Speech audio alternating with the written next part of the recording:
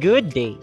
This video contains comprehensive discussion about writing different types of memos prepared and presented by Group 4. I am Jefferson A. Felices, one of the discussants for today. We are to start our discussion with a brief introduction, followed by ways on how memos are being cascaded, the types of memos, writing different memos, and of course, multiple sample of memorandum. What is a memo? A memo is short for memorandum, a short written message for workplace communication. It can be a bulletin on the notice board, a policy change, a meeting schedule, or reminders for teams. The type of memorandum depends on its purpose. It is a part of technical communication that relates to a particular job or profession serving various purposes. It is often used as means of mass communication within an organization. Memos can take different forms depending on the end goal they're trying to achieve. The important thing to remember is that your memo should be short, direct, and convincing. This simply means that writing memos should be simple, concise, and straightforward. With this, readers or your audience can easily read and grasp the content of your memo. How memos are being cascaded? There are 3 different ways a memo can be delivered. Here are the 3 ways in which multiple types of memorandum are often cascaded in an organization. We have upward, downward, and horizontal. Upward. In this case, memos are used by junior level or mid-level employees to communicate with their respective managers or team leaders. The movement is typically from subordinate to superordinate. The samples are a request memo, confirmation memo, and memo asking for constructive feedback. Next is downward. These kinds of memos travel from senior management to their teams and down to the chain of command at the workplace. This is the opposite of upward, where memos are from higher position down to the lower or mid-level employees. Samples are declaration or promotion memos, appointing someone to a position. Lastly, horizontal. Horizontal. These kinds of memos are used for communication between employees or co-workers at the same level of seniority within an organization. Samples are team schedule, calendars, and meetings. Different types of memos. So first, let us discuss the problem solving. So what is problem solving in memo? So memo solves problem either by informing the reader about new information like policy changes, price increases, etc., or by persuading the reader to take an action. So what is the purpose of the problem solving in memos? So memos have a twofold purpose. They bring attention to problems and they solve problems. They accomplish their goals by informing the reader about new information like policy changes, price increases, or by persuading the reader to take an action such as attending a meeting or change a current production procedure. So who is the audience of the problem solving in memos? Professional memos are best used for identifying the problems and solving problems in the workplace. Also, they choose their audience groups very carefully. They should be addressed only to those people in the office who are directly related to causing or fixing the problem or both. So I have here an example of problem solving memo. So when we say problem solving in memo, we should determine first or define the problem. Your memo should start with a problem statement. This is a quick summary of what the problem is. And also make sure you put this information in the simplest terms possible so everyone involved will understand the problem. And also find out possible cause of the problem. Your action can be geared towards eliminating the causes. Write out who and what is affected by the problem, list all the people and departments affected and explain how. For example, an inadequate computer system will affect the customer service department because it will not be able to take calls as quickly. This can reduce the profitability of a company because poor customer service can cause a loss of market shares. And also make a list of the possible solutions to the problem. One solution could be a complete upgrade to the computer system. Another possible solution is to hire more customer service representatives to handle the excess of the calls due to poor system. Write down as many solutions to the problem as you can come up with. And in the recommendation, the best possible solution is explain why the method you choose is the best. Determine who will implement it. Your recommendation should include the cost that will be incurred. Make sure the solution has a starting time and ending time. Outline the individuals of departments that will participate in the solution. So, the example here of the problem solving in memo is in writing a problem solving in memo, it should have a header, to, from, date, subject lines at the top. Then the next one is it should has an opening segment. It is a brief paragraph describing the purpose of the memo. This establishes the problem and the relevant history or context of the problem. The next one is it should have a task segment. It is a brief paragraph that describes what is being done or will be done soon to solve the problem. Identify also who will be responsible for that role in the solution.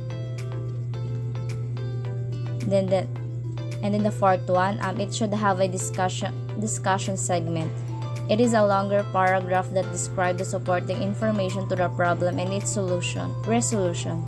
Start in general terms and move towards specificity. This is the part that sells your idea to the audience reading it. And lastly, the closing segment. It is a very brief paragraph that reiterates what action should be taken by the readers and what the benefits of that action to be the readers. Good day everyone, I am Miss Halaan and I will be discussing information memo. First, let us take a look what is the purpose of information memo. The main purpose of information memo is to convey one or more pieces of information that relate specifically to the topic in the subject line. So in simple terms, all of the information that is needed to be presented was compiled neatly in one information memo, which is all related to the topic in the line of the subject memo that will be presented to its audience. How about this one? Who are the audience of information memo? People who's within your organization that share a need for the same information. So that is the audience of information memo. Meaning, the audience of information memo is limited, simply because those people who are only related, connected, and members of a particular group or organization can have an access to see this kind of memorandum. However, there is an exemption for this, especially to those who have ranks outside the organization. Example, the English department released an information memo that there will be no classes on April 11 to 12 due to the celebration of Holy Week. Students who are involved in the group can see the announcement as well as the people who are outside the group. How about this one? So this one, here is an example of information memo, but this time it talks about business. IDA may not release an information memo to finance committee members to inform them that they will be receiving a great service from Golden Bread Company. Next, here are some keys in writing information memo. First is identify your readers. Multiple readers are generally but not always meant for informational communications. You know who they are because they are work with you, whether you have one of you or a lot. 2 is to establish your objective. An informational memo's goal is to convey new updated information in a way that benefits or keeps the reader informed. It should be given in a concise and understandable manner within a contextual framework. Third is determine your scope. The breadth of an informational memo should closely follow the subject of line of the heading. How about this one? Fourth, you should organize your letter. Choose an organizational strategy that best suits the logical or sequential order in which you want the details to appear more composing an informational letter. Fifth is draft your memo. This is the best way to draft an informational memo is to write quickly. You should work from an outline. So that is the fifth stage. And last is close your memo. An informational memo should be as crisp its closing as it is in opening. Your final paragraph is a final opportunity to draw conclusions or make recommendations. So that is what informational memo is. So here are my references. Thank you for listening. Good day everyone, I am Shanice Tibalana and I will be discussing another type of memo, which is the persuasive memo. Persuasive memos do more than provide facts. They attempt to convince the reader to cooperate in a desired action. It is given that memos provide facts, but persuasive memo is different from another type of memos in a way that it persuades or it convinces the reader to do what you are asking them to do. In short, the purpose of persuasive memo is to persuade people to attend, sign up, give, or whatever you're asking them to do. The intended audience for this type of memo may vary. It can be a client in your company, your co-workers, or it can be a board of directors. A memo to your team is likely to be different in tone from a memo to the board of directors. While always professional in nature, some memos need to be more formal in speech. Other factors such as age, gender, and educational level also may play a part in writing a persuasive memo.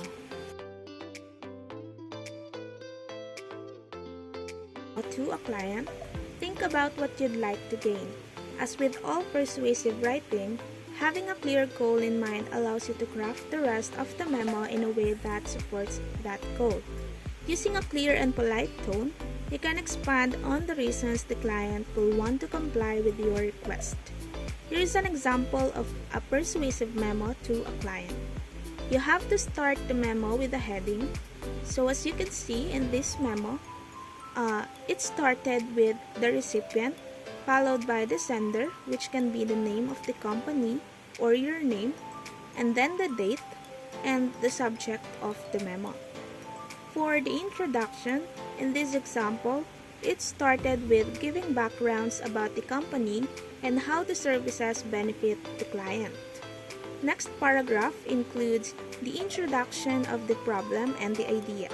It also outlines the action required. In the last paragraph, which is the conclusion, the sender suggested an action to the problem and encouraged the recipient to consider the plan. In other words, it ends with a call to action. An internal memorandum or internal memo is a type of memo in which information is written to circulate within a company or organization. It serves to raise issues and resolve problems. And when we talk about internal memos, we have to concentrate on the word internal because the circulation of information only concerns the people within a specific group. An internal memo is an effective way to reach many people in an organization quickly and efficiently. Internal memos are written for the following purpose: to give instructions, to make announcements, clarify or analyze a subject, and to request approvals. Now that we have identified the purpose of the internal memo, we can now identify the intended audience for it. The audience for an internal memo is usually the staff members, the managers, and the department heads. It varies according to the purpose.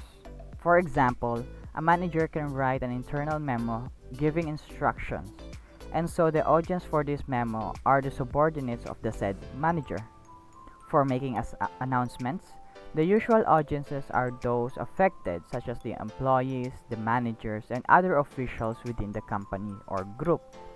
Always remember that internal memos do not concern company clients and outsiders of an organization. Therefore, it is only the employees of the company and the members of the organization. Let's now take a look at this example of an internal memorandum. Just like any other type of memo, an internal memorandum follows the basic format. You can see from the heading the four key components: to, from, date, and the subject. A key feature of a memo is that it needs to be concise, so the subject of the memo should be clearly indicated.